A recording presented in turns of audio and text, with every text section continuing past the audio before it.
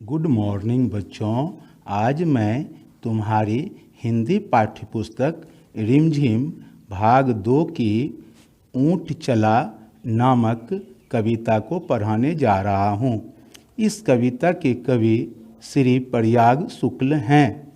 इसमें कवि ने एक ऊँट के गतिविधियों अर्थात क्रियाकलापों का वर्णन किया है।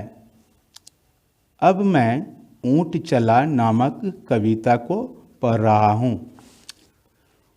ऊँट चला भई ऊँट चला, हिलता डुलता ऊँट चला, इतना ऊंचा ऊँट चला, ऊँट चला भई ऊँट चला। ऊंची गर्दन ऊंची पीठ, पीठ उठाए ऊँट चला। उपर्युक्त पंक्तियों में कवि कहते हैं कि हिलता डुलता ऊँट चला जा रहा है। ऊँट का कद काफ़ी ऊंचा होता है। वह ऊंची गर्दन तथा ऊंची पीठ किए हुए चला जा रहा है। अब हम आगे की पंक्तियों को देखें।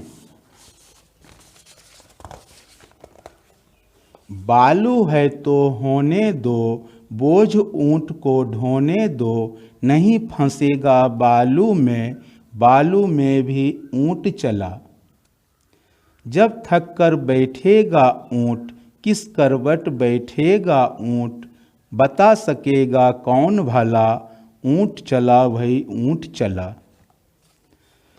प्रस्तुत पंक्तियों में कवि कहते हैं कि बालू में भी ऊँट नहीं फंसेगा, वह इसमें भी बोझ ढो सकता है।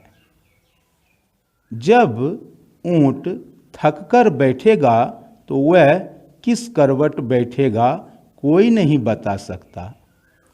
कवि पुनः कहते हैं कि ऊँट चलता जा रहा है, चलता ही जा रहा है। अब आगे मैं पाठ के अंतर्गत आए कठिन शब्दों के अर्थ बता रहा हूँ। बालू, इस शब्द का अर्थ रेत होता है।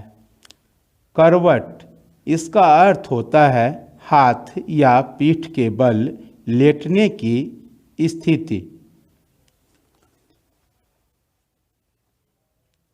आगे हम इस पाठ से संबंधित अभ्यास को देखने जा रहे हैं। ध्यान दें। झटपट कविता पढ़कर मजा लो। डैश, कुछ ऊँट ऊंचा, कुछ पूंछ ऊंची, कुछ ऊंचे ऊँट की पीठ ऊंची।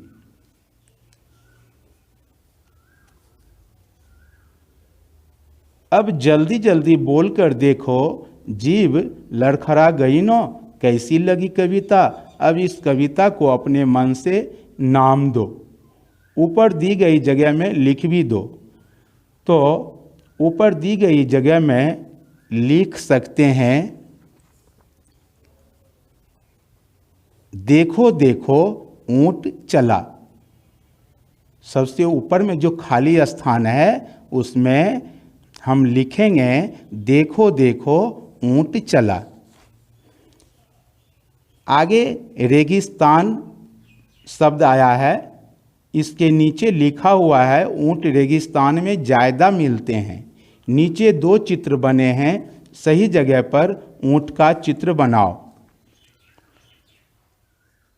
इसका उत्तर होगा बाईं ओर बने खाने में ऊँट का चित्र बच्चे स्वयं बनाने का प्रयास करेंगे, क्योंकि बाईं ओर का चित्र रेगिस्तान है जबकि दाईं ओर सड़क का चित्र है। आगे प्रश्न है, बालू या रेत कहाँ कहाँ मिलती है। इसका उत्तर होगा नदी या समुद्र के किनारे। तथा रेगिस्तान में। कितना? हिलता डुलता ऊंट चला, इतना ऊंचा ऊंट चला। अब बताओ ऊंट कितना ऊंचा? तुम्हारी कक्षा की दीवार जितना, हाथी जितना, बिजली के खंभे जितना, डैश जितना। तो डैश में शब्द भरा जाएगा मेरे घर की छत जितना। आगे है हाथी कितना मोटा? तुम्हारी माँ के संदूक जितना, ऊंट जितना, पहाड़ जितना, डैश जितना।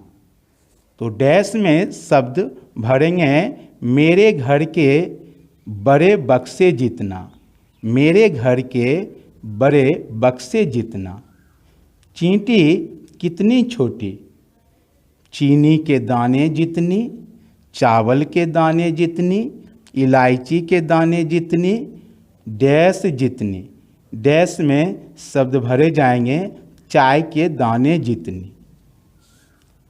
कुछ ऊंचा कुछ नीचा। क नंबर को देखें। ऊंट से ऊंची चीजों के नाम पर गोला लगाओ।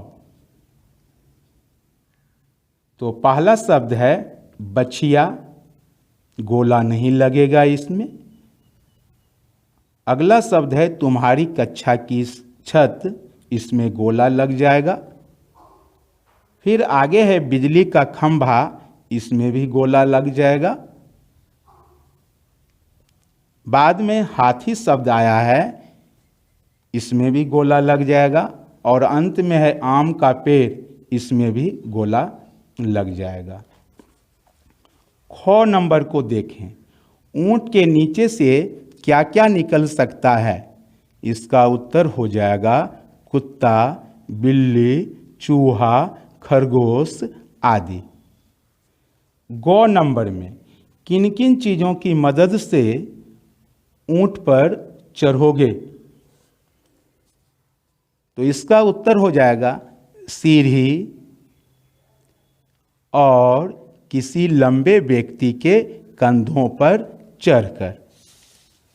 सफर का सामान। ऊंची गर्दन ऊंची पीठ, पीठ उठाए ऊंट चला। प्रश्न है बताओ ये सब क्या उठाकर चलेंगे? हाथी। हाथी के सामने 3 खाने भरे हुए हैं, उसमें भरा जाएगा सिर, सूंड, पेड़ के तने। टीचर जी, टीचर जी क्या उठाकर चलेंगे? इसका उत्तर हो जाएगा मार्कर, रजिस्टर, किताब। पिताजी क्या उठाकर चलेंगे? बैग, मोबाइल और लैपटॉप। शेर क्या क्या उठाकर चलेंगे? इसका उत्तर हो जाएगा सिर, अपना शिकार और पूंछ। दादाजी क्या क्या उठाकर चलेंगे? इसमें हो जाएगा चश्मा, कलम और समाचार पत्र। अलग अलग घर। नीचे कुछ शब्द लिखे हैं, इन्हें बोलकर देखो। अब मिलते जुलते शब्दों को सही खानों में लिखो। जूट, सूट, भला, धंस, हंस, तब, कब, गला, आलू, चालू। अब नीचे के खानों पर ध्यान दें।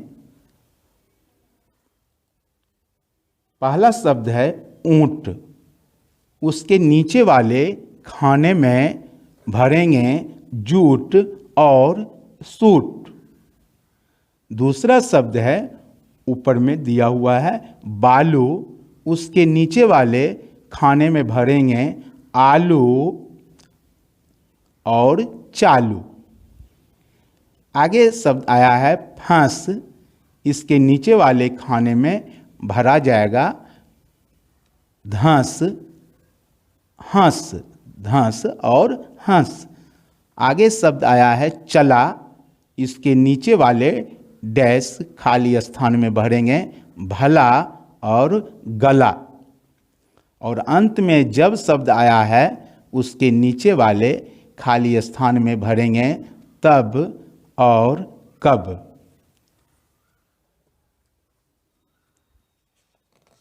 ऐसे ही और शब्द सोचकर लिखो। इसका उत्तर हो जाएगा जाना, आना, खाना, पाना, गाना, ऐसा, वैसा, कैसा आदि।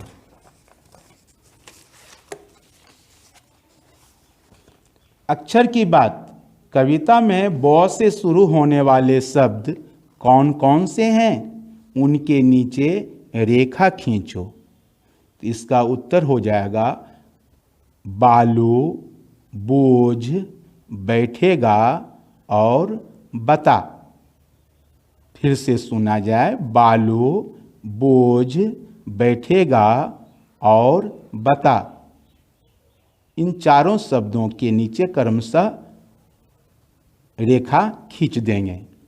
तुम्हारा नाम किस अक्षर से शुरू होता है, उस अक्षर से 4 शब्द और लिखो। तो अपने अपने नाम वाले पहले अक्षर को देखेंगे। उदाहरण के तौर पर किसी का नाम र अक्षर से शुरू होता है तो 4 शब्द और लिखा जाएगा र से, राजा, रमेश, राजेश और रानी। बोझा, बालू है तो होने दो, बोझ ऊंट को ढोने दो। बहुत से जानवरों को बोझा ढोने के लिए इस्तेमाल किया जाता है। क्या तुम्हें यह ठीक लगता है? क्यों? इसका उत्तर होगा मुझे काफ़ी दुख होता है, क्योंकि अधिक बोझ उठाने से जानवरों को भी कष्ट होता होगा, जबकि बोझा उठाने का काम अन्य साधनों से भी आसानी पूर्वक हो सकता है। अगला प्रश्न है, तुम्हारे आसपास कौन कौन बोझ उठाते हैं? इस प्रश्न का उत्तर हो जाएगा कूली, मजदूर, घोड़े, गधे, बैलगाड़ी आदि। कविता बढ़ाओ। अक्की बक्की करें तरक्की, डैश डैश डैश डैश। तो इसको इस प्रकार हम कविता को आगे बढ़ा सकते हैं। अक्की बक्की करें तरक्की, दोनों की यारी हो गई पक्की, करें कभी नो धक्का मुक्की। फिर से ध्यान दिया जाए।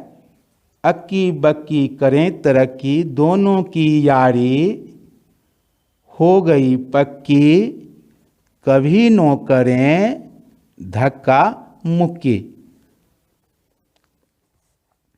कितने ऊंट? इस कविता में कुल कितनी बार ऊंट शब्द आया है, बिना देखे बताओ। इसका उत्तर होगा 13 बार।